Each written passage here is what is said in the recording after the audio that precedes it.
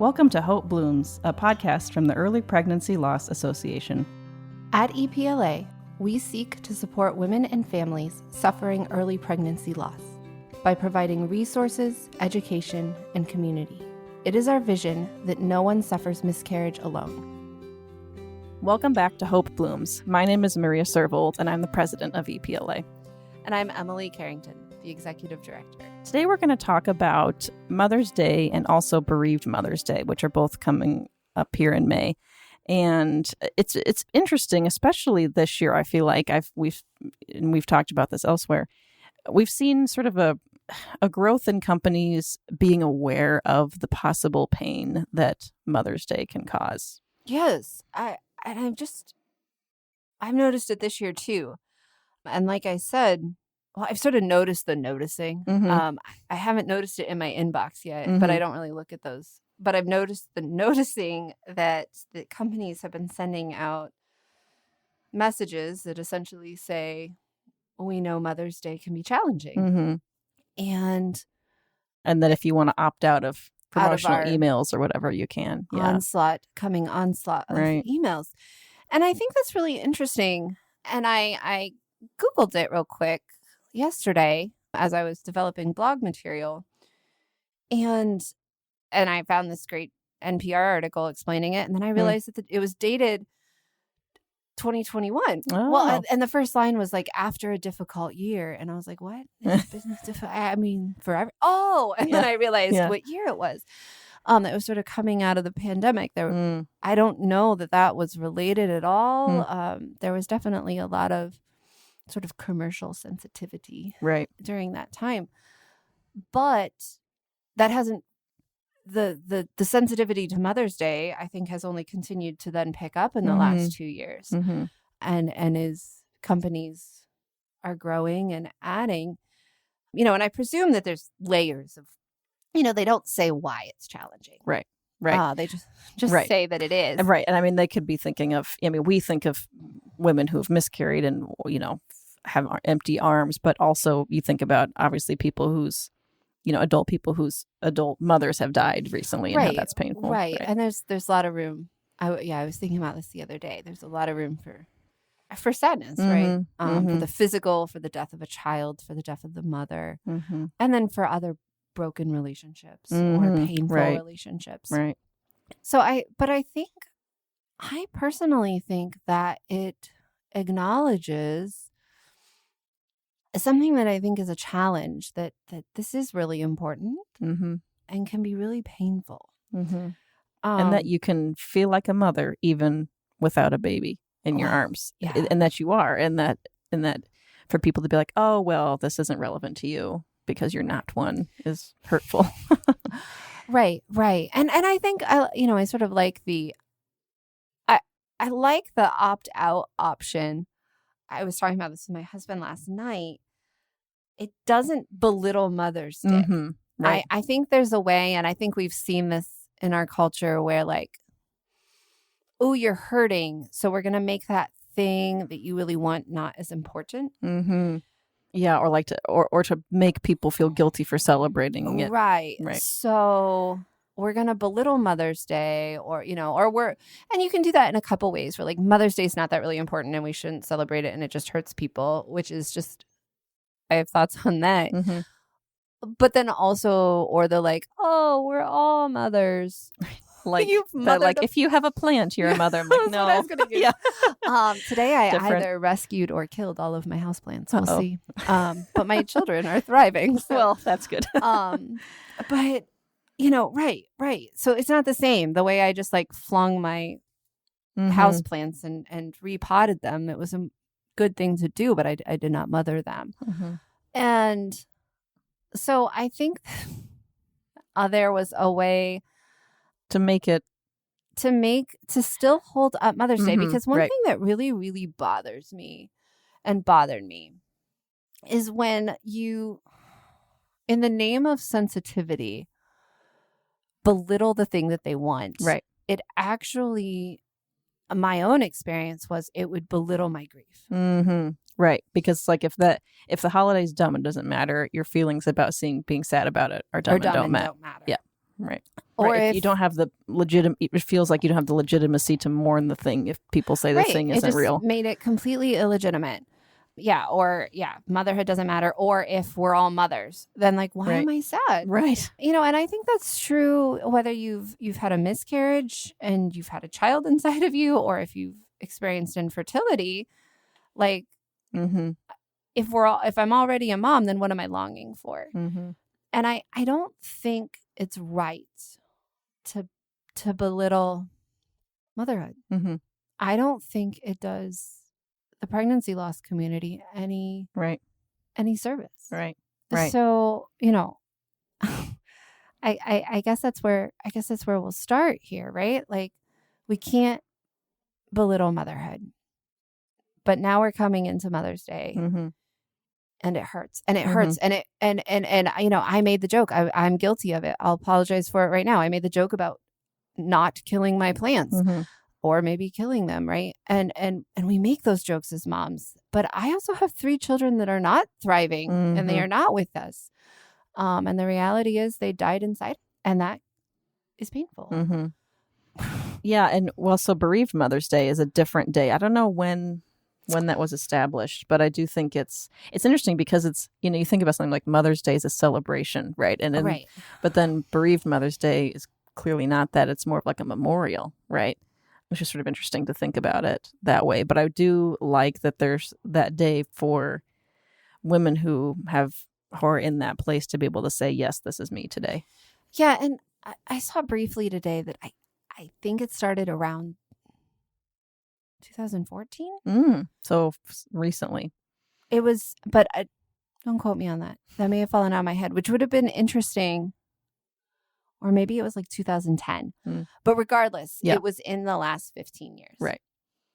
And again, this is one that's not just for pregnancy loss. Right. But I think absolutely, and everyone in the pregnancy loss community has sort of embraced it. Right. And I think, I think it's an interesting, I have actually had mixed feelings about this over the years. Do we need a Bereaved Mother's Day? Because you are a mother and you should be honored on Mother's Day. Right. I've settled at we need both. And of course, everyone is different. And erring on the side, I think, of giving space for that. Right. And like, I guess, like both days could apply to me, but I will acknowledge Bereaved Mother's Day, but I'm going to also celebrate Mother's Day because of my 3 living children. But I like that there's the option there for, for that recognition. And we have tried at EPLA to recognize both as a day for lost moms. And not just as a day that is hard for lost moms, Mother's Day, but as a day that she should be honored, that she carried life, she held life, she knew every moment of that life, and that she is a mother. And I think that needs to be communicated on both days. Right. So thinking about Bereaved Mother's Day, you mentioned, often Mother's Day is a celebration, right? We take our moms to brunch and, buy her flowers. Right. I actually worked at a florist in high school and in college, and I think it was the biggest day of the year. It was that and Valentine's Day, but it was absurd. Restaurants are the same way, right? Yeah. Like I worked in restaurants. And now I'm thinking back, I was a teenager when I worked there, but I'm thinking, were there women working there who had sadness associated with that day and yet had to be there making the arrangements for all these other happy people. Right. Well, and they'll hand all the mothers at church flowers. Right. And I think that's beautiful, and that there's. But what if you're sitting there silently saying, I am one, and no one sees it? Right. Yeah. Right. And I think I encourage you today, if you are listening to this and you feel awkward Sunday morning and they say, well, all the mothers stand up, I want you to hear my voice right now saying stand up. Even if you have no children in your arms, you stand up and you take that flower because you deserve it. But let's talk about Bereaved Mother's Day a second. Yep. What are some ways we can sort of help women work through that and recommend that? Like, what are some ways we can both, I sort of want to throw around ideas personally, how a woman might individually work through it, and then also relationally, how you might be able to reach out to a friend on that day. Yeah. Well, so I first think from a friend's perspective, like that's the day to give someone flowers. If you know someone has had a loss, especially like within the last year, that would be the day to recognize them, right? Or just reach out, see what they need. Do they want to go out to eat, or and give them a card, all those sorts of things. But yeah, I can imagine if it's for yourself. I had found journaling to be helpful, and that might be a particular day that it might help to sort of sit and really think through those things and those feelings and get them on paper. And I like that idea of, do they want to go out to eat? I think this is an opportunity for conversation. Yes. One thing I hated about my pregnancy loss was that it seemed to erase everything else about my pregnancy. And I felt like it undid it. Yes. Right. And because it happened, I had been pregnant for 11 weeks. I'd known I was pregnant for 2 months. Sometimes that sounds super short, but like when you're living 2 months of being pregnant, like that's a really long time. Lots of days. It's a lot of days. It was a real thing that happened to me. And I remember sitting around like coffee groups with moms, and they'd be talking about their pregnancies, and they would talk about their first trimester like it was a real thing that existed. And I essentially had a whole first trimester. And I felt like my first trimester didn't exist or wasn't real. Right. And I had morning sickness and I had symptoms but I wanted, and this is probably my own like social, and it probably was appropriate. I wanted to be able to talk about the parts of my pregnancy that were normal. Like I felt like all that kind of got you robbed. Also went through. Yes. Yeah. Like, I had a first trimester too. And then it's like, well, right. Right. As if it no longer counts because you didn't move on to your second. Right. And that somehow legitimizes the first. And I had 3 losses before a live birth. So I was really insecure about my motherhood. But also I had been pregnant for ever. Right. Yeah. 25 weeks. Plus, I just kept doing the first trimester over again. Yeah, so it's like I wanted those happy memories. Yes, and you wanted to have those moments be seen. Like I see you, I know you went through this just like me, but then it was like, well, move on, or like let's move back to the other things. Like, but we can't forget that this happened. Right, and I think that there is actually place to, depending on where she is. This totally depends on the mom and totally depends on the friend. But now, like 9 years out, I would love to reflect on the happy parts that did exist. Yeah. On the moments that child was alive and with me. It wasn't much, but it was real. And I would love, for that pregnancy to be seen, that child to be seen, and then therefore my motherhood to be seen and honored and celebrated. Right. Even now, in with some sort of lightness and joy. Right. Right. And not everyone may be there, and you may not be the friend to get her there. But that day gives an opportunity for it, for the reaching out and the, how are you feeling today? Do you want to talk about it? Do you want to do something? What do you want to do to remember? You are a mother. You are beautiful. You've done amazing things. That's the day to tell her. Right. And we've talked too about our episode on remembering and remembrance. Bereaved Mother's Day personally could be a good day for those to take time for some ritual remembrance activities. Yeah, right. Especially because it's the right time of year if you want to, get it something new to plant in the yard or something like that. Yeah. Plant a flower, some I'm not sure if the forced tulip bulbs are still out. They were out from Easter, things like that are just a great opportunity to honor that and allow some beauty, because there was a beautiful moment and many moments before the tragedy came. Now, did you say, is the Bereaved Mother's Day, you said the date that it was. Is it that same date every year, or is it like Mother's Day, like the... It's the first week of May. Okay. It's the first Sunday of May. It's interesting that it's before actual Mother's Day. And probably that's a good thing. I don't know, to sort of give the recognition before, the day that it's going to be really hard. It's not an afterthought, I guess, is how that looks to me. I think so too. I think it's important that it has that space. So what are some ways, we've talked about a lot of happy things and honoring Mother's Day, but what about those who are just existing, dreading and hating? And I talked about, to me, it was important that motherhood and family was held up and high and respected. But I bet other people probably, I also understand I can get this way. And I also kind of was this way. I wanted motherhood to be held up and respected, but like every lady with a pregnant belly, I just needed. You felt angry. I was angry. Jealousy. Right. So right. Angry. Like, why are you pregnant? Right. How dare you be pregnant? Yes. And it was bad. So I can see placing that anger on Mother's Day. And if you are, how do those listeners survive? Yeah.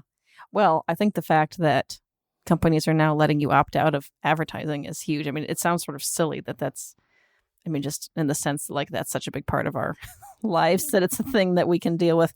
But I do think it's helpful. But I think, as we've talked about before, it's okay to feel however you feel, right? Like it's okay if you're angry and just want to stay home and not talk about it. And again, I think journaling is good. Maybe trying to remember positive moments from the pregnancy while you had it, I don't know.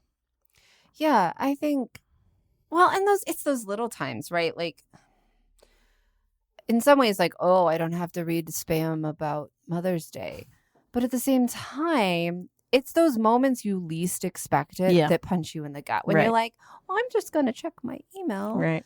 And see yada yada, and then it's all of a sudden you're like in tears. And you're like, why did that have to be in my inbox? Like, so, of course I knew to avoid the flower store and the restaurant, and and now it's just like coming. And inboxes too are like so present, right?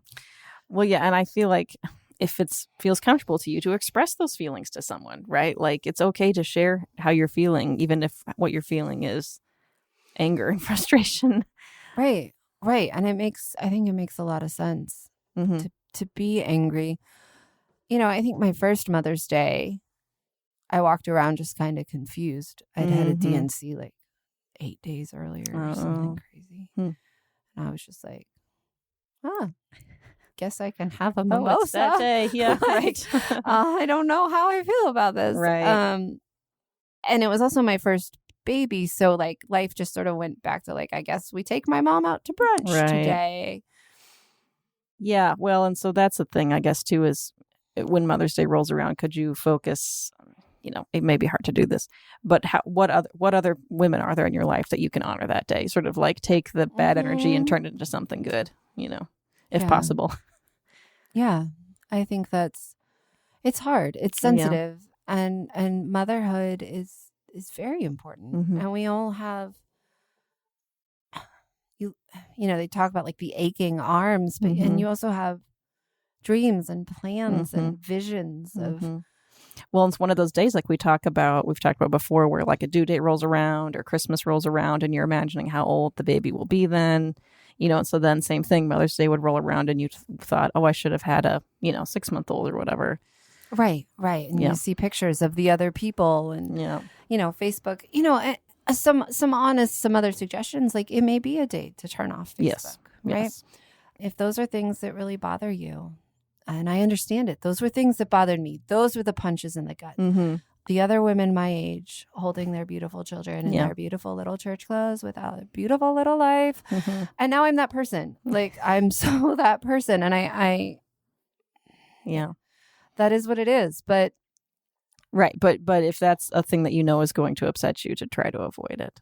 Yeah. And I think there's times that it's good to step away. Because as much as we can be grateful that more of the world is, allowing you to have it go away for a while, if that makes sense, like with the emails, it's not all going to go away. And so to some degree, it's, Mother's Day will still happen. So it might have to take it upon yourself to not go on social media that day. But then I think, by the end of the day, it'll be better, hopefully. Well, and give yourself grace for that. Like, you're going to be mad or hurt or sad. And if those feelings come, you didn't do something wrong, and someone else may not have done something wrong. Like I said, I was mad at pregnant women for existing, which is silly. It didn't, obviously, it's because I wanted to be pregnant. Right. I didn't want to actually get rid of pregnancy. So, give yourself and others grace. Like, you're just mad and you're going to put it somewhere, or sad. And if you're doing okay, just keep trucking. And if you're, if you're a friend of someone has had a loss, check in on them. Yeah. And it's just not easy. So, check in on your friends waiting to be mothers, wanting to be mothers, and experiencing loss. But I really I think my final words of encouragement are going to be that your feelings of loss and grief and sadness are all valid, and legitimate, and so is your motherhood. So is your motherhood. I can't repeat it enough that you did not fail. It was not fake. It did not get erased. Your motherhood is real, and that it was not your fault. It was not your fault. It was not your fault. And that does not erase it. So I hope that gives some encouragement when, walking through the next couple weeks, and time will pass, and hopefully it will, hope will bloom. Yes, it will. It will. So I hope everyone has a peaceful Mother's Day. Yes. As much peace as we can hope on you and wish upon you right now. Yes. Thank you for listening. Thank you for listening to Hope Blooms, a podcast from the Early Pregnancy Loss Association. To learn more about how we and you can support women suffering early pregnancy loss, visit our website at miscarriagecare.com or find us on Facebook, Instagram, and Twitter. Thank you for listening.